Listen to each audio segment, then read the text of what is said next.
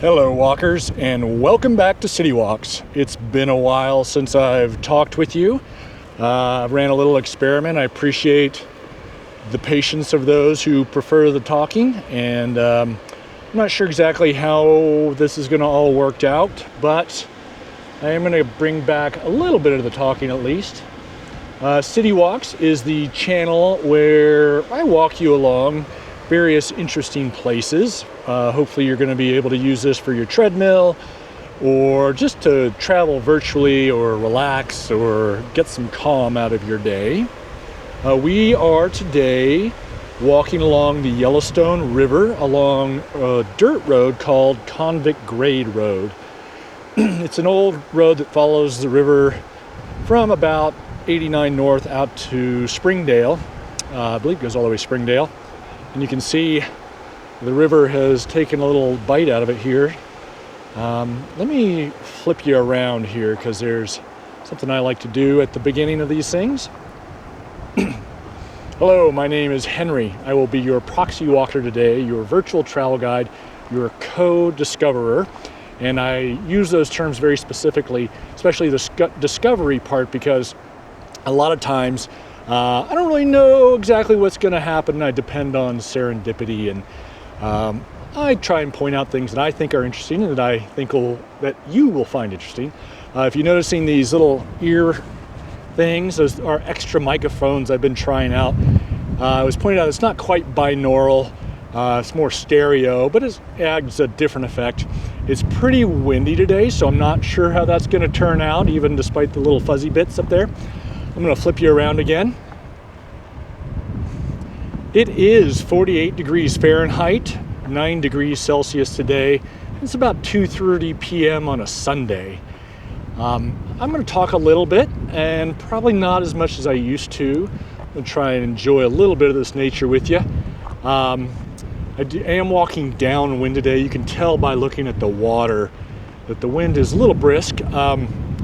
It's actually not that strong for Livingston. It is strong for most places. So we are heading pretty much east today, and I'm going to show you a couple things as we go. This is looking south at the Absaroka Beartooth Mountains, the Absaroka Range, and that mountain that's peeking up into the clouds there, that's Livingston Peak. If we look back upstream on the Yellowstone, you can see the 89 bridge, and that's the wine glass. If you've ever watched any of my Livingston walks, I often point that out. That's right along, kind of goes up into the canyon where the Yellowstone cuts out, or it heads north out of Paradise Valley.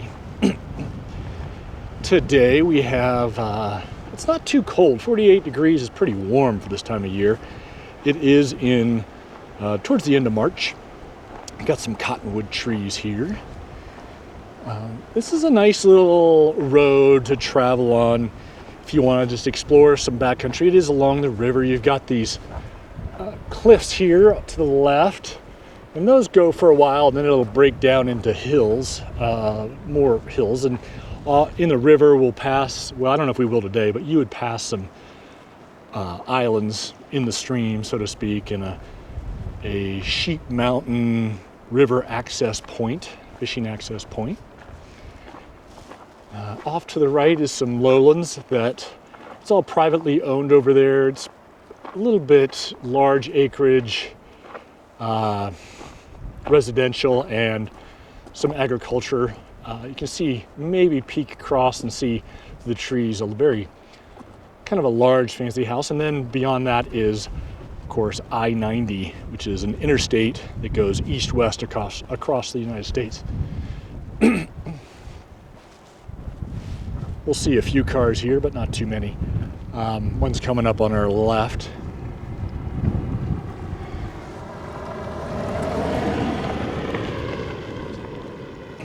So in the summer, not right now, but in the summer, that area is what I would refer to as kind of snaky, meaning you're liable to find some rattlesnakes up in there. This whole kind of area might be a little more prone to it. And you also get occasionally some golden eagle nests in here. They like these cliffs, and of course they like being near the river. There's sorts of game around, and then they'll have rabbits and that sort of thing up top. And what else can I tell you about this area? You can see the snow cover. We had a very slow start to our year, and then we had about 3 or 4 weeks where it just seemed like it would never stop snowing. It would snow for a day, we'd shovel out, then it would snow for another day and we'd shovel out. And it was just kind of gray and relentless. But you can tell that at least down low we're clear now. And we're about to get to what I would call mud season here.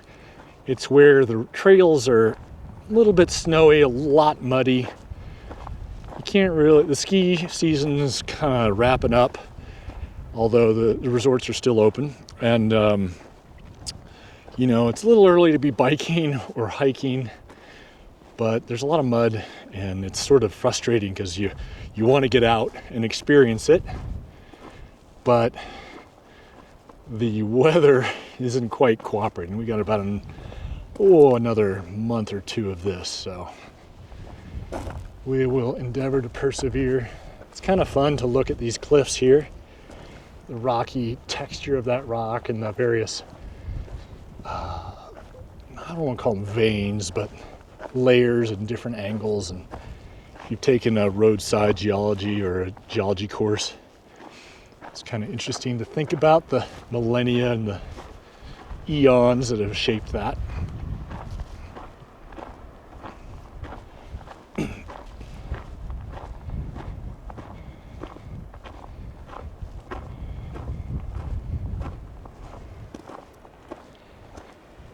It's interesting also for me personally to walk along here slowly. I've driven it quite often. But we also float this section of the river in the summers, and to see it, the water's pretty low now compared to then, but to see these little formations that we float by from a different perspective is kind of neat.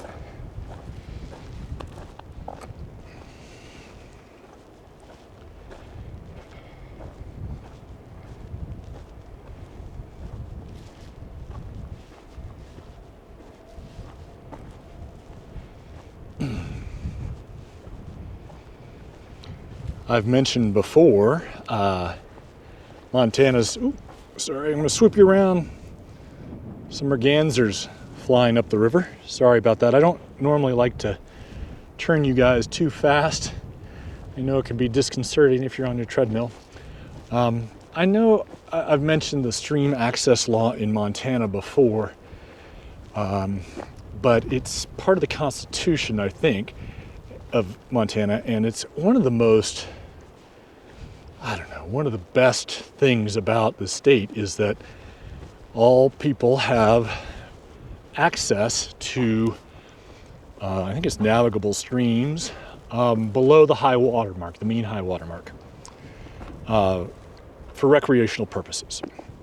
So you can't build a house, but you can camp or fish or walk or whatever, as long as you stay below the mean high water mark and you can't cross private property to access it. And there's been a lot of fights over the last decade or so about that, where, very wealthy people come in and they buy a ranch along the river, and they get upset when people start fishing the access from a public road or something and start fishing. And they don't really understand that that's totally legal. And it's very important to the state of Montana, Montanans in general.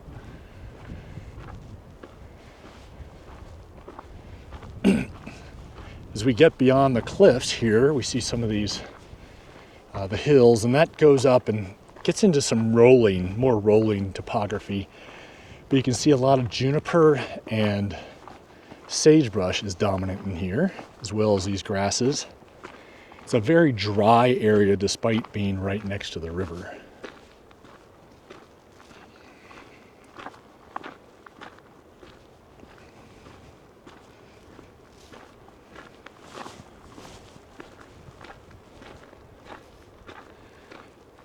Oh, this is unfortunate.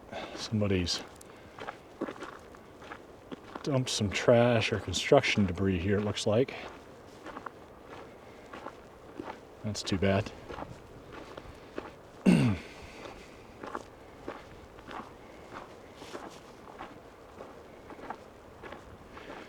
down in this river bottom, you see this red tinged stuff. I believe that's primarily willow. And then you've got some more juniper, and this looks like some sort of pine here. Not sure what that is. And of course, cottonwoods.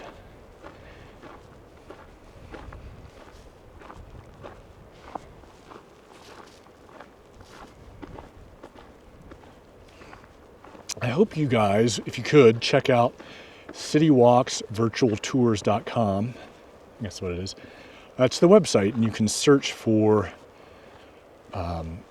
walking tours, city walks, by length, walk time, and by location. So it's by continent and then country, except in North America where it's by state.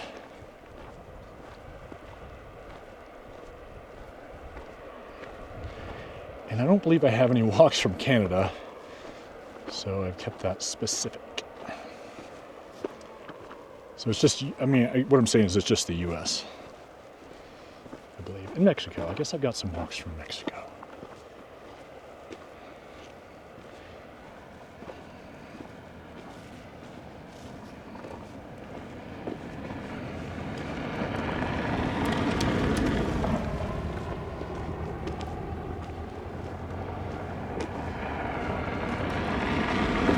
One of the things that I like about out here, and it's probably in other places too, but I've heard it referred to as the dirt road salute.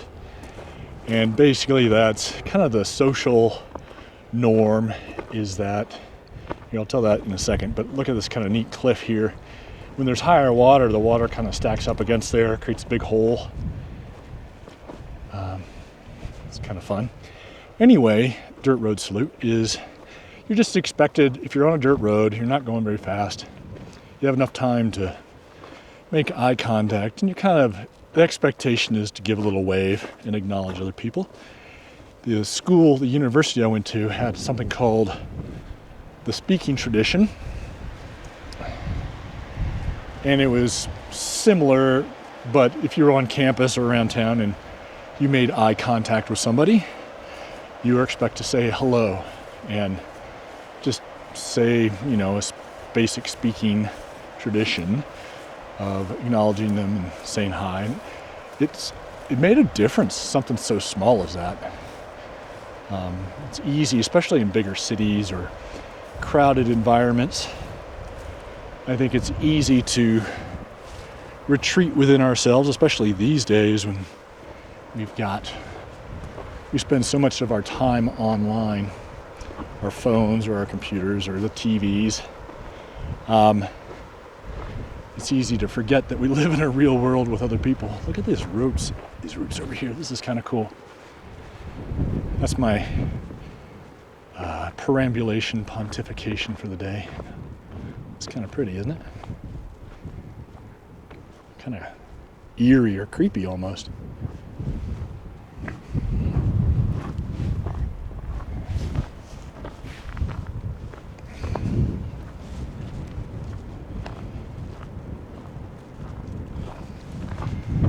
I'm specifically walking in this direction because of the wind. The mic I have on my chest to pick up my voice is hopefully shielded a little bit from the blustery breeziness.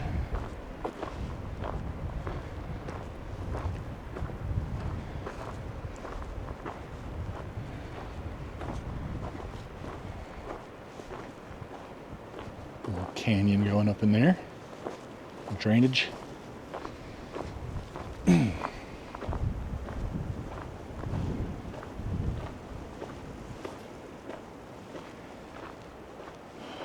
would also encourage you, I've created a Facebook page, but also a Facebook group. I think it's called City Walks for All, or City Walks Virtual Tours for All. And I made it into a group because I want other people to post city walks that they like, or any kind of walking video they enjoy, and walking related news articles or thoughts or achievements or whatever. And sort of, what do you call that? I can't remember the name right now, but basically use the power of groups to build something that's useful for everybody.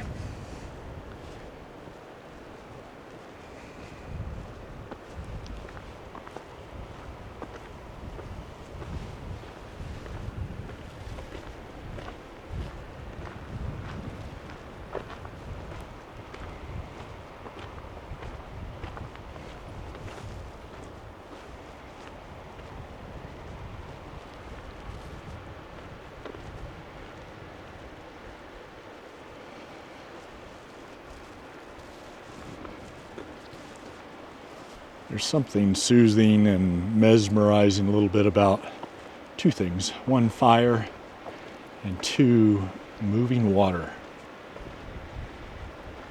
The sound of it, the sight of it.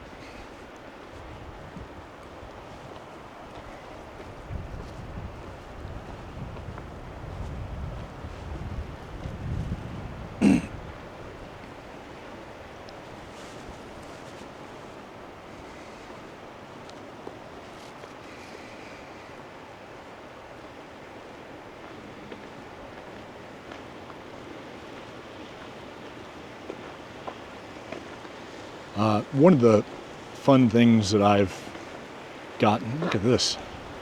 Sorry, I get distracted easily.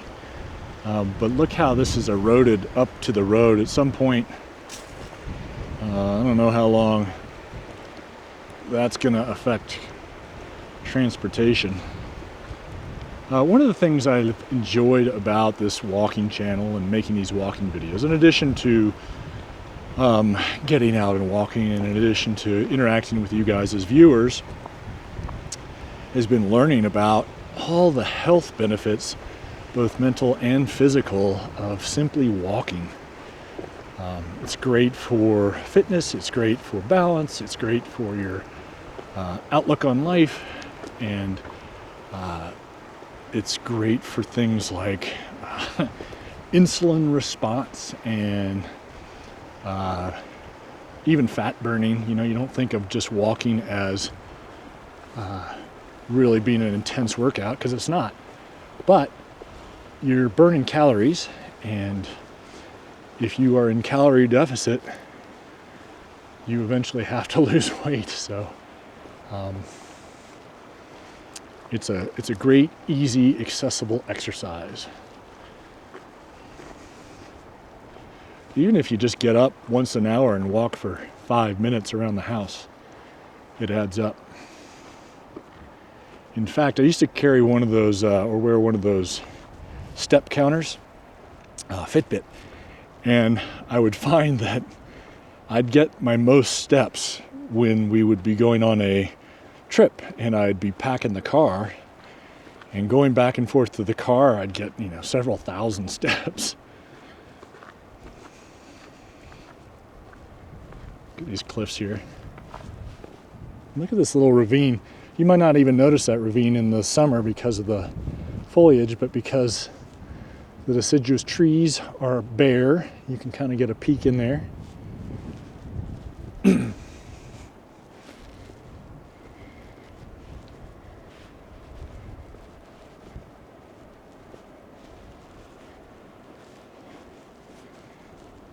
It's not uncommon for rocks to tumble off into the road from here, and I think mostly people just get out and move them. You can see that sort of seam where a bunch have come out over time.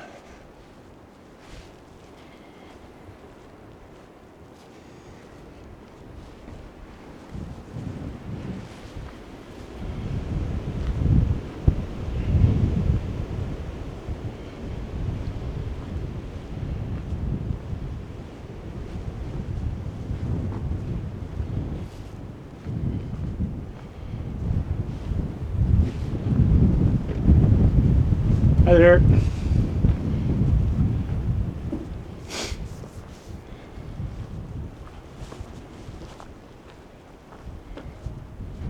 Again, you can see the wind streaking the water,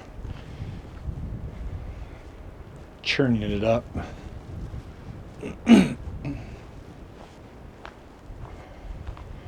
Another interesting thing about these cliffs is how they're kind of stair-stepped. There's like 3 or 4 different tiers, like a cake.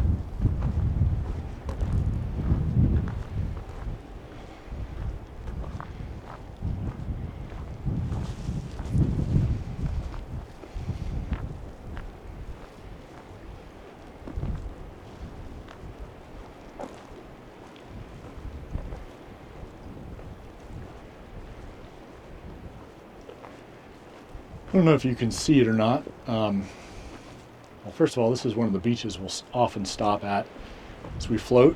Kids can dig in the sand. Right past that tree now is a green fence, metal fence, that goes into the river. They'll probably come and pull that out before the spring runoff, so it doesn't get swept away, but it keeps, the cows don't really go in too deep. So you only have to put it in a little ways, I guess, to keep them from going where you don't want them to go. Get past these trees and we'll take a look at the mountains because it's a pretty striking view to the south. Here we go.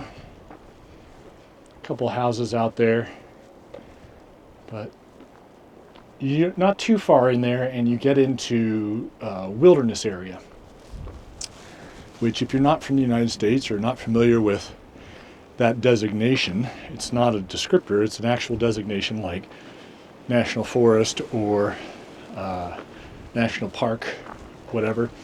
And it has pretty strict restrictions about what you can do and use in there. And by do, I mean, obviously you can't build something, but you also can't take bikes, you can't take motor vehicles. In fact, even the government has to get special permission to land a helicopter in there. Otherwise it's all, I don't think you can use chainsaws, you can use hand saws, but so it's meant to be and maintained as a wild space, which is pretty cool and we're getting into another pontification, but it's a really valuable thing that we, the public, own. And there's been a minority of people out there wanting to sell off public lands to raise revenue, but it gets used by a lot of people. It is one of the things that makes Montana and much of the West a very special place. And once it's gone forever. But you too, if you're an American citizen, share ownership of those places. Doesn't belong to the government, quote unquote. So I'm going to finish up there with that.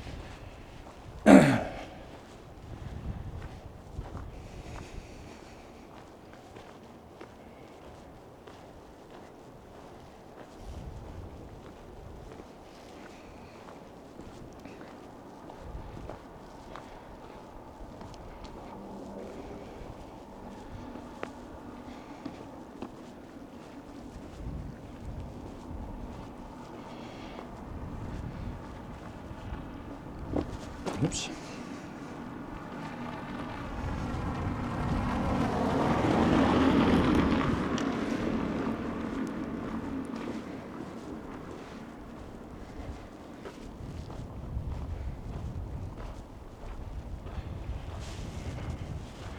I'm keeping an eye out for nests up there.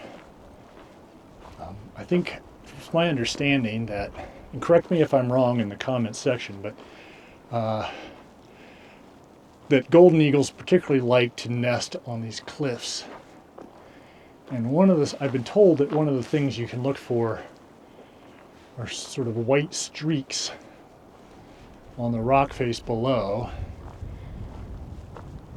being from their excrement. And I see white streaks, but I don't think that's what I'm seeing. Anyway.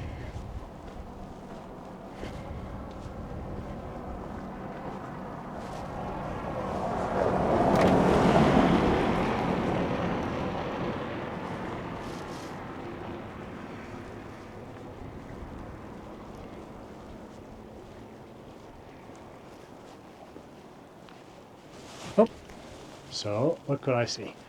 Okay, hold on.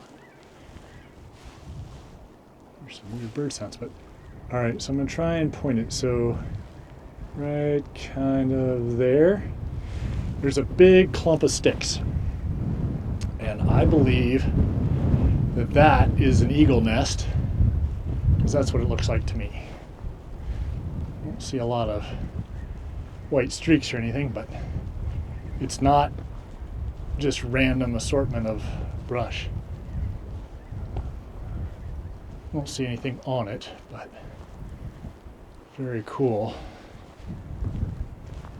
It's huge.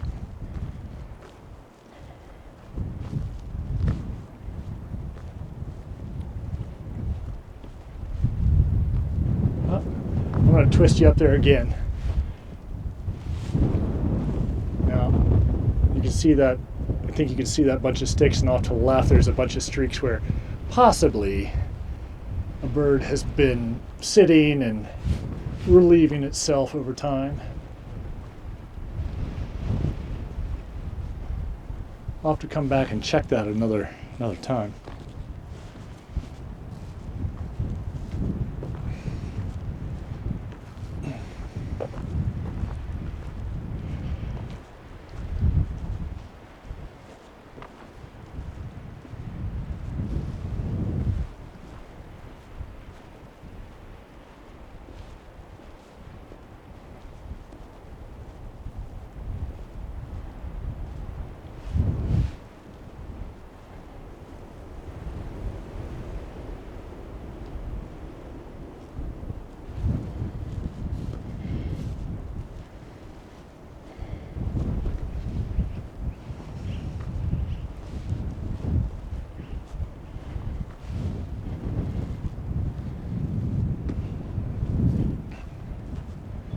Got some magpies in the brush off to the right.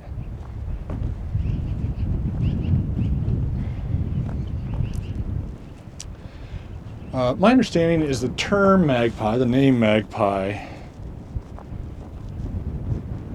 is short for maggot picker. And because they will get in one of the many birds that'll eat carcass and maggots that collect on them. They're really pretty birds. They're part of the Corvidae family, related to crows and ravens, and I believe possibly jays as well. But they can be quite, I don't want to say nasty, but they can be predatory. I've seen them having plucked other baby birds out of their nests to eat, which is hard to see. It's certainly not unnatural. Off to the right, I'm going to show you a couple things here, but off to the right this is an island, technically. And above the mean high water mark, it's private land. Below is publicly accessible. And then off to the left here is another little drainage. I believe one of these drainages you can go up, and there's Bureau of Land Management land. I think this might be it. It kind of wends its way around up there, left and then right. A lot of maybe pinyon pines, maybe. I don't know about that. And juniper in there. There's an app called OnX, O-N-X. It's mainly used by hunters, but what it does is it can give you ownership of and boundaries of private land and public land, etc. And so you know what you can access and what you're not allowed to, or what you need to ask permission for, I guess, which is kind of nice. I use it for hiking and exploring and stuff, and find it kind of useful.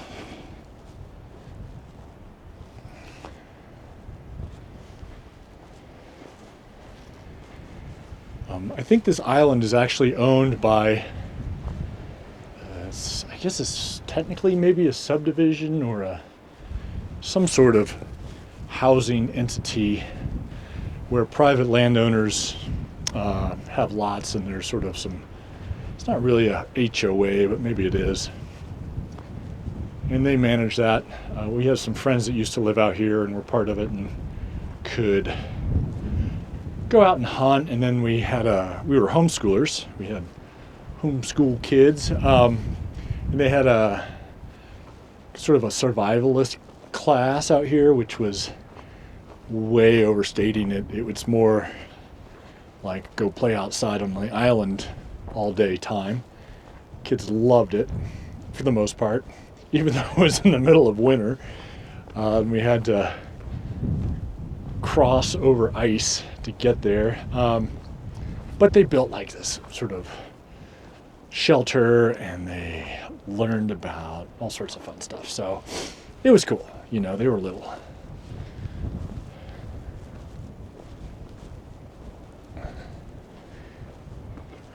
Let's go down here and we'll take a look at this little farm off to the right. It's kind of a nice set of barns and corrals and stuff.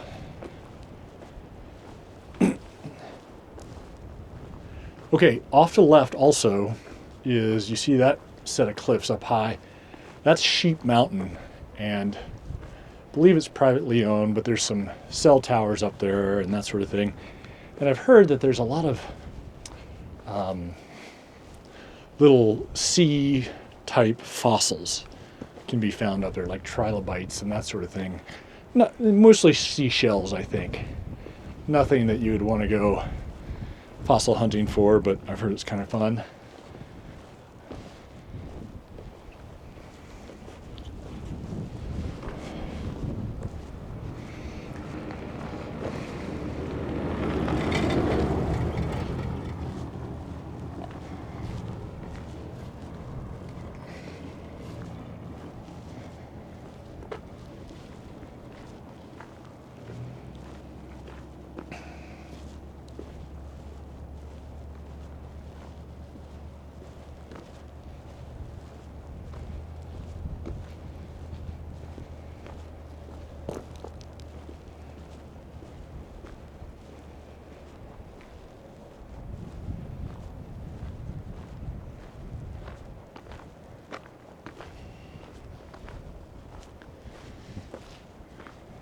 Oh, we've got some mule deer off to the left up here, right before that curve, to the left of the fence. We'll be quiet and see if we can get closer.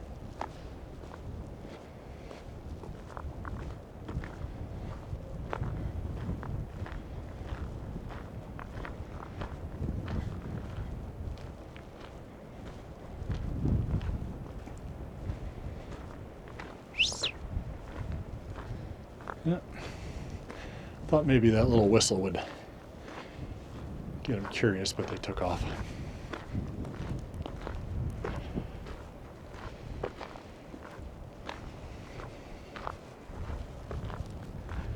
Our friends who had a house up here, which I can actually see from here, had some interesting experiences. They started off-grid. They built it themselves, had off-grid setup, which is pretty cool.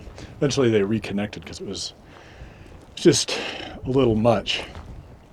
But they have a photo of their big glass door out front.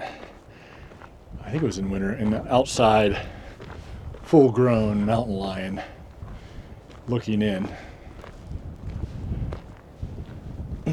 Okay, here's that farm. I don't know if it's really a farm, but they've got horse paddocks and corrals and a little pasture there. It's kind of neat, kind of nice.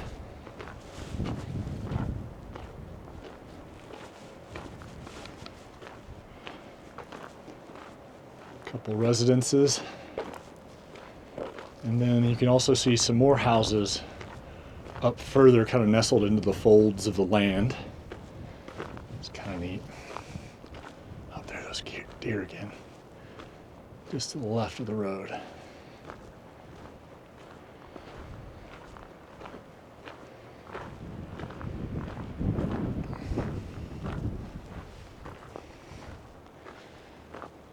One of the things I've noticed is that if you're approaching an animal, if you angle your shoulders away, which is what I'm doing now, sometimes you can get a little bit closer.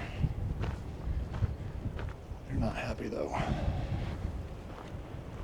Stotting, that's what they do when they kind of jump on all fours, bounce along. Not going over the fence, but not. Get some young ones with them.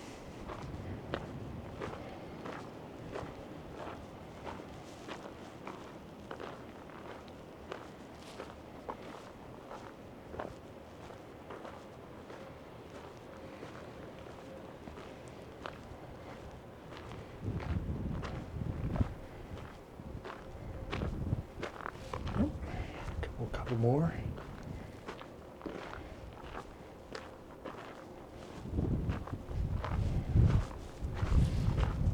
Leave them be.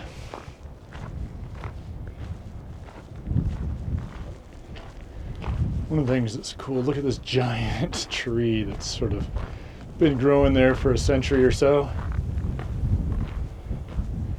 What a neat thing to still have around.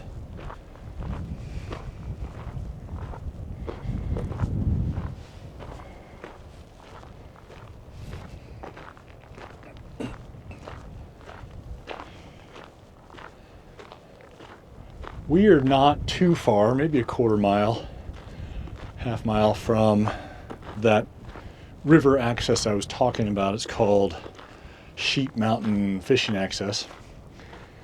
And it gives you public access to the private land. It used to be a boat ramp in there, but the channel is filled in over time, so you're hard pressed to get a boat out to the water from there. But it is fun to go out there and walk around on the cobble and on the shoreline below the mean water line and just explore, and some riffles out there, and you could even go fish if you wanted. So the one caveat being it can be in the spring and early summer, it can be loaded with mosquitoes, but once things kind of dry up, they tend to fade away. If you can get out of the trees anyway. So anyway, I think I will end it up here. I want to thank you guys for joining me today on this walk along Old Convict Grade Road. If you haven't subscribed and you enjoyed the video, which I'm assuming you have if you made it this far, I'd appreciate it if you give me a like and a subscription if you're new it. But also just leave me a message. I love interacting with you guys on the YouTube comment section. Of course, check out the website, citywalksvirtualtours.com. I'd love to have you take a look around in that. So mainly though, come on back next time. I'm not sure where I'll be quite yet, or if I'll be talking or not, but until then, keep on stepping.